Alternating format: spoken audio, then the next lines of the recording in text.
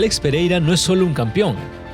Alex Pereira parece uno de esos personajes que el deporte inventa muy de vez en cuando, como si la violencia elegante del striking hubiera decidido tomar forma humana.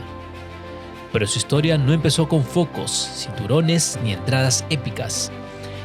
Empezó en una realidad mucho más dura, en Sao Paulo, trabajando desde joven y peleando contra una vida que parecía irse por un camino muy distinto al de la gloria.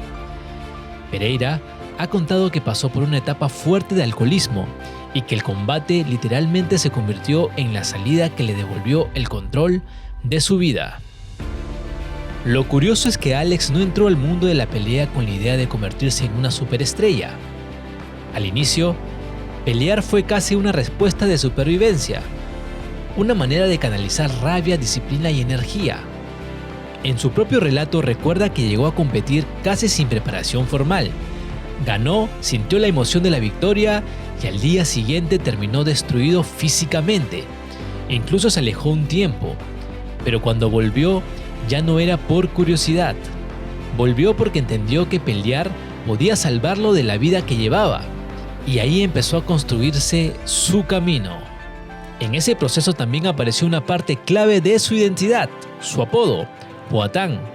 No nació como un nombre de marketing, nació de su conexión con sus raíces indígenas y del trabajo con su entrenador, Belo Caguera, a quien Pereira le atribuye no solo parte de su formación, sino también haberlo acercado a su herencia. Poatán se asocia con la idea de manos de piedra, y la verdad es que pocas veces un apodo le ha quedado tan perfecto a un peleador. Porque si algo convirtió a Alex Pereira en una amenaza distinta, fue justamente eso, una pegada que no parece normal, incluso para los estándares de élite. Antes de que la UFC lo convirtiera en una estrella global, Pereira ya había construido una carrera seria respetada en el kickboxing. No era un improvisado que llegó a aprender MMA sobre la marcha.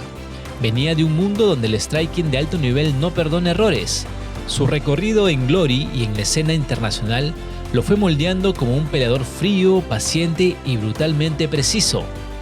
La mano izquierda, los ganchos, la lectura de distancia, el timing para castigar cuando el rival apenas se equivoca, todo eso ya estaba ahí antes de que muchos fanáticos del MMA supieran siquiera quién era Alex Pereira.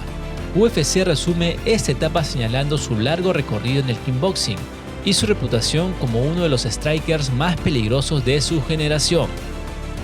Y si hay algo que hizo que su nombre empezara a sonar todavía más fuerte, fue su historia con Israel Adesanya, porque la rivalidad entre Pereira y Adesanya no nació en la UFC, nació antes en el kickboxing. Primero, Pereira le ganó a Adesanya por decisión unánime en el 2016. Luego, en el 2017, volvió a derrotarlo, esta vez por nocaut con izquierda en Sao Paulo. O sea, cuando la mayoría conoció esta rivalidad dentro del octágono, en realidad ya venía cocinándose desde años atrás. Y eso le dio a la narrativa algo muy poderoso. Alex Pereira no apareció como un retador cualquiera. Apareció como un hombre que ya tenía un pasado con una de las mayores estrellas del deporte. Cuando finalmente dio el salto a MMA y luego a UFC, había escepticismo. Era lógico.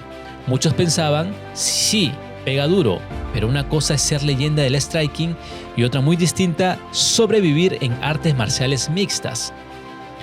El problema para los críticos fue que Pereira aprendió más rápido de lo esperado y además tuvo algo que casi no se entrena: presencia. Desde sus primeras peleas se sintió como alguien distinto, como si caminara con la seguridad de un hombre que ya había estado en guerras antes y no tuviera apuro por demostrar nada. Esa mezcla de serenidad, amenaza y poder fue haciendo que cada presentación suya se sintiera como un evento. En la UFC su ascenso fue una locura. Llegó, fue derrotando nombres importantes y terminó enfrentando a Adesanya por el título de peso medio en una de las historias más cinematográficas que ha tenido la empresa en años. Y ahí volvió a pasar. Pereira encontró el camino, apretó el acelerador y no soltó hasta coronarse campeón.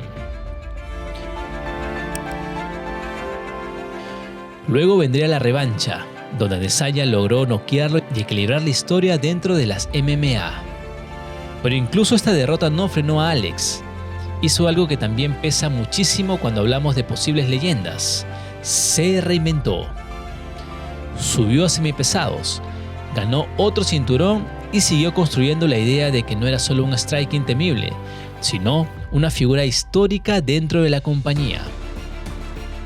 Y ahí está justamente la razón por la que Alex Pereira encaja perfecto en una serie como futuras leyendas del UFC, porque su historia tiene casi todo lo que empuja a un peleador hacia ese territorio: origen duro, transformación personal, estilo inconfundible, rivalidad memorable, capacidad de noquear a cualquiera y una sensación permanente de peligro cada vez que entra a pelear. Alex no necesita lanzar 20 golpes para hacerse sentir. A veces le basta una ventana, un error, un segundo. Y eso, en un deporte lleno de atletas extraordinarios, es lo que separa a los muy buenos de los inolvidables. Tal vez cuando ya estés viendo este video, Poatan ya sea campeón interino de los pesos pesados, o tal vez no. Tal vez en junio, en esa cartelera histórica de la Casa Blanca del 14 de junio del 2026, logre sumar un tercer cinturón ante Ciryl Gane, o tal vez se quede en la orilla.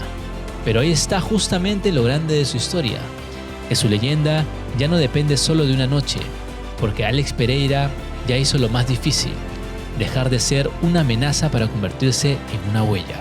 Y pase lo que pase, cuando se cierre la puerta del octágono, la pregunta ya no es si Poatan será recordado. La pregunta es: ¿hasta dónde va a llegar su nombre en la historia de la UFC?